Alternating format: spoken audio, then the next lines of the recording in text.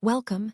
Today, we're diving into user-defined functions and scope, key concepts in programming that help us organize code and control how data flows. We'll explore how functions work, how to pass arguments, and what scope means for variables. Let's get started with these building blocks of data analytics. Let's talk about functions. A fundamental concept in programming, and especially in R, a function is basically a named package of code that you can reuse over and over. It takes inputs, which we call arguments, and then processes them to return a result. By writing functions, we avoid repeating the same code and reduce the chance of bugs. This slide introduces how to define a function in R, setting the stage for understanding user-defined functions and scope. Let's talk about creating and calling functions. Here, we have a simple function named square. It takes a number, multiplies it by itself, and returns the result. When we call square with the number 5, it gives us 25.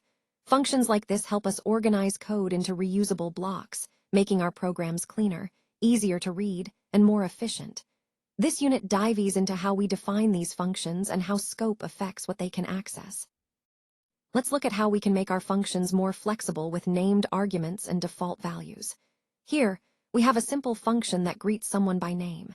If we don't specify a message, it uses a default in this case. Hi.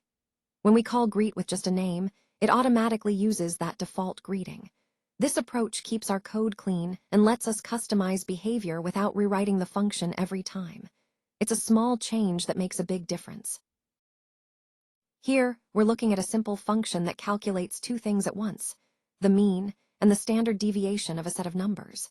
Instead of returning just one value, this function returns both, bundled together in a list. That way, we can access each result separately, like pulling out the standard deviation from the list. It's a neat way to get multiple pieces of information from a single function call. This concept is key as we explore user-defined functions and how they handle scope. Let's talk about passing functions as arguments, a powerful way to write flexible code.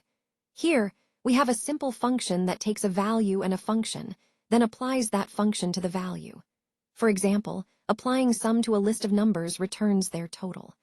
We can also use built-in functions like square root by passing them directly as arguments. This technique helps us create more reusable and dynamic code, which is exactly what we're exploring in this unit on user-defined functions and scope.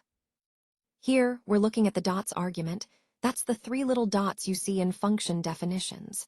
It's a neat way to capture any number of extra arguments without nomming them individually. This lets us pass those arguments straight through to another function inside. For example, our MySum function takes any numbers we give it, then sends them all to the sum function. It's flexible, clean, and keeps our code simple. Let's talk about where variables live, their scope. At the broadest level, global variables are defined at the top and visible everywhere. Then, local variables are created inside functions and disappear when those functions end. Next, we have lexical scope, where R looks outward to the environment where a function was defined. Finally, masking happens when a local name hides a global one with the same name. Understanding these layers helps us manage variables clearly and avoid confusion. When we assign to a variable in the enclosing or global scope, we're stepping outside the local function environment.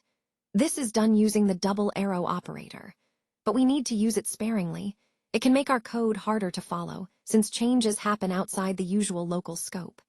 Here, the counter starts at 0, and the bump function increases it by 1 in the global space. It works, but it's a tool to handle with care.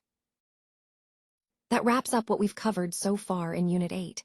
We've learned how to define functions, use arguments with defaults, and return multiple results with lists. We also touched on scope and how to assign values to outer environments. Next up, we'll dive into Unit 9, focusing on strings and text processing. Let's keep building from here. This video was created with SlideSpeak. Visit SlideSpeak to turn your presentations into engaging AI-narrated videos.